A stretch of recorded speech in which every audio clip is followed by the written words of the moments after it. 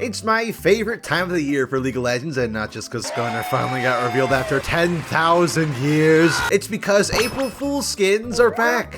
Unlike the past few times with cats versus dogs, cosplay, or Anima Squad? Is the joke supposed to be how bad the Silent skin is? This time around, there isn't any kind of theme. You could have easily gotten a full nacho cheese or train theme set, but I think each skin taking its own zany approach allows each of them to stand fully apart from one another while still being completely cohesive as the April Fool's batch of skins. That, and I think Riot finally caught on that after every time they tried to make something even slightly non-badass for the NickyBoi champions, they realized us monster enjoyers actually appreciate a good joke. And that's the point. Much like last year, the lore for these skins is completely inconsequential and the concepts are less than intellectual. But for a joke skin, what matters more than anything is if it can make you laugh and cry. So do these abominations succeed at being a family guy? Well, let's take one look over them, shall we? Starting with Zesty Dip Zac. Zac has always had a problem with skins in that no matter what, he has to be some kind of fluid, and unfortunately there are plenty of fluids that are undesirable. But this skin takes creative liberty in turning him into cheese dip, jalapenos, bacon bits, Doritos, and all. And sure, the vest booty shorts, cap, and sandals are a bit weird at first, but I think it helps to sell him as a carefree party dude. But really, you already know what the best part about this skin is, the fact that all the chromas change him into wildly different kinds of condiments. If I were to have one complaint, the chip sticking out of his arms like wayward razor blades,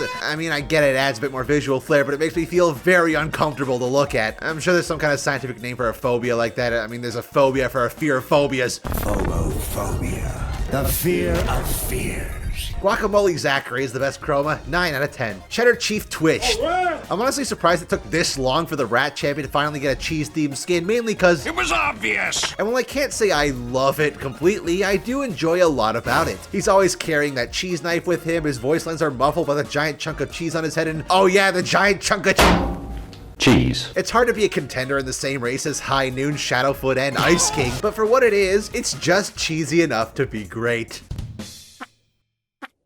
Laugh. Meteorite is the best chroma, 8 out of 10. Durian Defender Rammus. We've known about this one for several months now, which is ironic because to me it's easily the most forgettable, and not just because if you squint your eyes it looks like a slightly malformed King Rammus. It's completely inoffensive and silly, you can't really ask for more for an April Fool's skin, but if this patch has taught anything, they can be so much more. But hey, at least Riot pitch shifted his voice for the added funny and finally figured out how to model a different kind of tree. Rose Quartz is the best chroma, 7 out of 10. Choo Choo Orn. I feel so happy and so sad for Captain Flowers. The instructions were very clear. Trucker Orn, not train conductor. Hey Timmy, I heard you wanted a PS5 for Christmas, so we got you a used PSP. Though in all fairness, that is a horrible analogy because this skin absolutely rules. The hammer is a shovel, his horns are chimneys, his pants are a goofy little train cosplay, his ult is a giant ghost train. I know he's right off the heels of getting another goofy skin, but this one nails that aesthetic, and dare I say it, this might just be Orn's best skin now. Not very many options to choose from, but you know, still. Peridot is the best chroma, 10 out of 10.